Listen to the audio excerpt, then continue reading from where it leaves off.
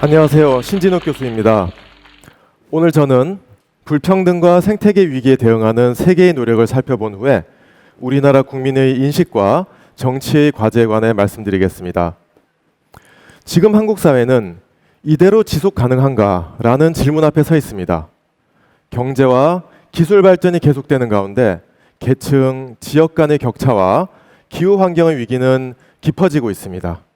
이런 식으로 우리 사회가 지속될 수 있는 걸까요? 지속 가능한 발전이라는 개념은 1987년에 유엔이 발간한 우리 공동의 미래라는 보고서에서 공식화되었습니다. 사회의 지속 가능성은 단지 경제 성장만이 아니라 또한 사회적인 화합과 생태 환경의 보호를 포함하는 세 개의 기둥에 의해서 지탱된다는 것이 이 새로운 패러다임의 핵심입니다. 그런 미래를 향한 변화는 이미 시작되었습니다. 세계 곳곳에서 근본적인 사회 변화를 촉구하는 시민들의 행동이 계속 이어지고 있습니다. 2011년에 스페인의 60여 개 도시에서는 분노한 자들의 운동이라는 행동이 일어났습니다. 청년, 실업자, 비정규 노동자 등 다양한 계층이 진정한 민주주의를 호소했습니다. 미국에서는 월가 점령 운동이 일어났고 곧 전 세계로 퍼져갔습니다. 사람들은 소수의 상류층이 부의 대부분을 가지는 현실에 항의했습니다. 보다 최근에는 기후행동이 빠르게 확산되고 있습니다. 2018년에 스웨덴의 소녀 그레타 툰베리가 시작한 미래를 위한 금요일 캠페인은 바로 다음 해에 세계 180여 개국으로 확대되었습니다. 이런 사회적 움직임은 많은 나라에서 실제로 정치를 변화시켰습니다. 독일에서는 기후 대응을 촉구하는 여론이 급속히 커졌고 그 결과로 지난 9월 총선에서 녹색당이 높은 득표를 얻어서 집권 연정에 참여할 것으로 보입니다. 국제기구들도 이런 요구에 호응하고 있습니다. 최근 국제통화기금과 세계은행은 불평등 문제를 제기하면서 격차 완화를 위해 정부의 적극적인 예산과 정책을 권고하고 있습니다. 경제협력개발기구 OECD는 이미 2012년부터 사회 통합을 모토로 많은 정책 연구를 수행했습니다. 사회적 포용을 높이고 공동체를 촉진하며 계층 이동의 기회를 제공하는 사회가 그 목표입니다. 또한 국제노동기구와 세계은행은 지난 몇 년 동안 보편적 사회 보장을 주창하고 있습니다. 2030년까지 어떤 계층도 배제되지 않는 사회 보장 시스템을 구축하자는 목표입니다. 기후 환경의 측면에서도 세계의 노력이 활발해지고 있습니다. 무엇보다 최근 유럽연합의 녹색 전환 프로그램은 인류의 기후 대응에 질적으로 새로운 단계를 열었습니다. 유럽 각국은 매우 실질적인 체제 전환의 계획을 가지고 정책, 제도, 산업의 패러다임을 바꾸고 있습니다. 그 핵심인 유럽 그린딜 프로그램은 대단히 주목할 만한 시도입니다. 유럽연합의 실세인 유럽집행위원회는 2050년 탄소 중립을 목표로 해서 2030년까지의 실행 계획을 수립했습니다. 여기에는 독일 등 유럽 중심국 정부들이 적극 참여하고 있고 유럽연합의 재정과 유럽의회의 민주적 정당성이 이 프로그램을 뒷받침합니다.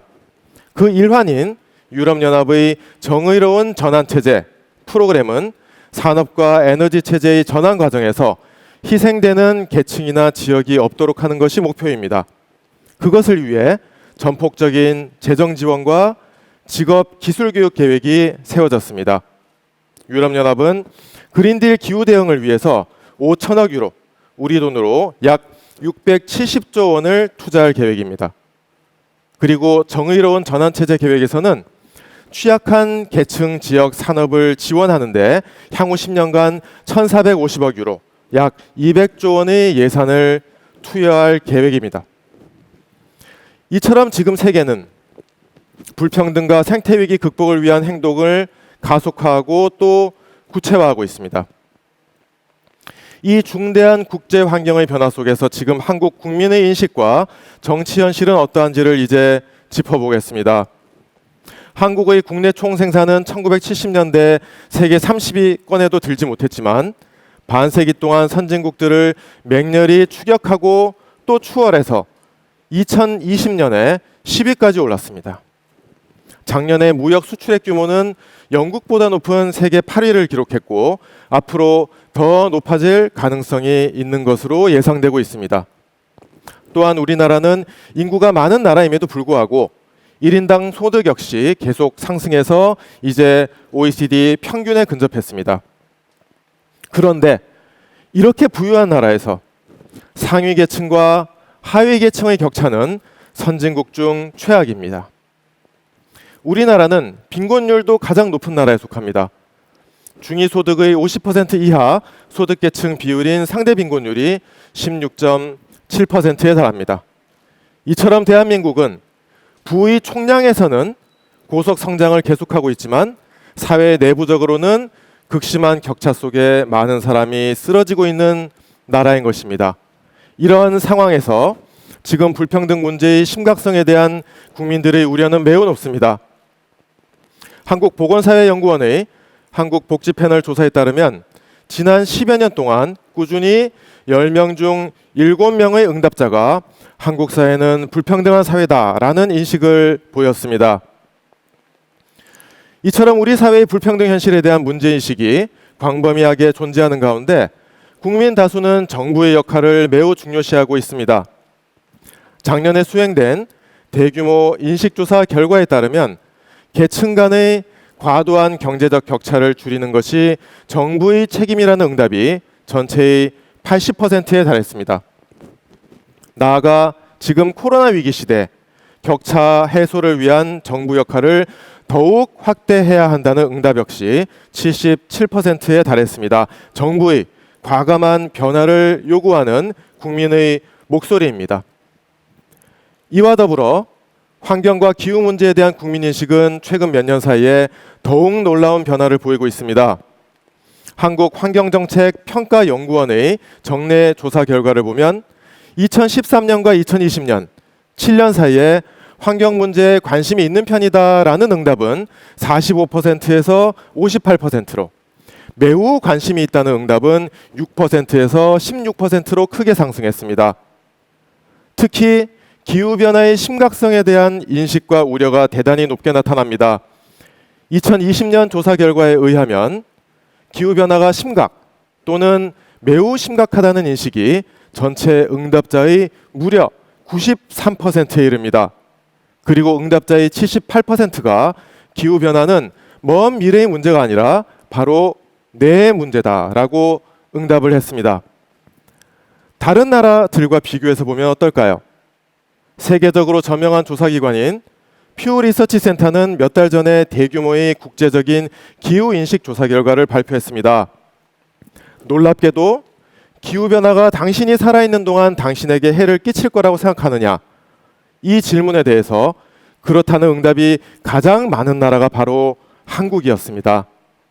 또한 기후변화의 영향을 줄이기 위해서 당신의 생활 방식과 일의 방식을 바꿀 의향이 있느냐? 이 질문에 대해서도 한국은 어느 정도 또는 많이 바꿀 것이다라는 응답이 가장 많은 나라에 속했습니다. 환경 문제의 심각성에 대한 인식뿐만 아니라 환경 문제를 해결하기 위한 정부의 노력을 지지하는 여론 역시 지난 몇 년 사이에 급격히 늘었습니다.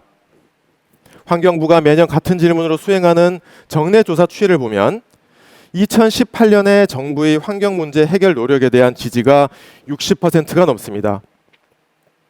환경 분야에서 정부 지출을 지금보다 훨씬 더 많이 지출해야 한다는 응답 역시 2015년에 비해서 2배 가까이 뛰었습니다.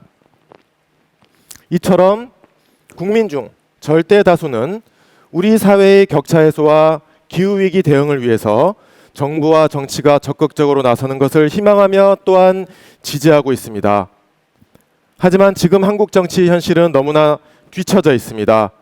나라 전체의 부는 계속해서 성장하고 있는데 그중에 격차 해소와 보편적인 사회 보장을 위한 정부 예산의 비중은 아직도 국제적으로 최저 수준입니다. 뿐만 아니라 한국 정부의 기후변화 대응 지수 역시 여전히 국제적 표준에 비추어 최저 수준으로 평가받고 있습니다. 지금 세계 정치와 통상 변화의 핵심인 이 문제에서 한국 정치는 여전히 뒤처져 있습니다. 다수 국민의 정치에 대한 바람과 실제 정치 현실 사이에 이런 커다란 간극이 해소되지 않고 있는 이유가 무엇일까요? 무엇보다 우리 정치에 사회 변화와 다양한 목소리를 반영하는 역동성이 없다는 점이 큰 원인입니다. 중앙 집중적인 대통령제와 지역구 승자독식 선거제도 하에서 양대 정당의 의석 점유율은 점점 높아져서 이제 90%를 훌쩍 넘었습니다. 격차 해소, 기후 대응 같은 국가적 의제를 놓고 다양한 정당들이 실력 경쟁을 할 수 없는 구조인 것입니다. 또한 우리 정치에서 혁신의 지체는 정치권의 지속적인 고령화와도 무관하지 않습니다. 세계는 급변하고 있는데 새로운 공기가 들어와서 순환되지 못하게 만드는 기득권 구조가 있는 것입니다. 이러다 보니 젊은 세대의 뛰어난 리더들이 유독 정치권에는 진입하지 못하고 있습니다. 이런 문제들이 해결되어야 지금 많은 국민이 열망하고 있는 변화가 우리 정치에 반영될 수 있을 것입니다. 오늘 저희 연구팀은 고용과 복지, 기후와 생태계, 국민 여론과 정치 개혁에 관해 말씀드렸습니다. 그럼 이제 마지막으로 지금까지 새 발표 내용을 종합해서 가장 핵심적인 정책 대안과 변화의 과제를 정리해 보겠습니다. 먼저 이승윤 교수께서는 녹색 직업훈련과 교육체계의 도입, 사회적 참여를 장려하는 참여소득제, 그리고 보편적 사회보장 제도의 필요성을 말씀드렸습니다. 다음으로 이우진 박사께서는 지역 분권형 재생에너지 시스템, 전환의 충격에 대비하는 정의로운 전환, 그리고 자치분권 순환경제의 형성이 긴급함을 말씀드렸습니다.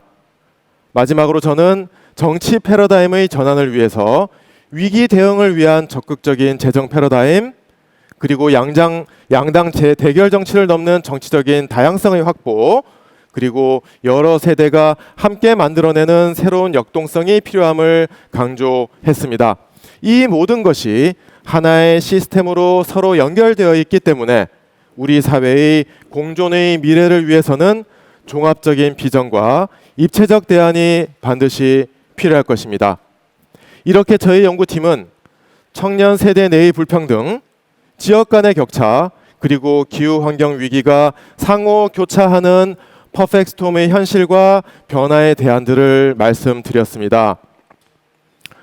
5천만의 지휘자를 뽑는 대통령 선거를 석 달 앞둔 지금 정치는 여기에 대해서 어떤 대답을 준비하고 있을까요? 경청해 주셔서 감사합니다.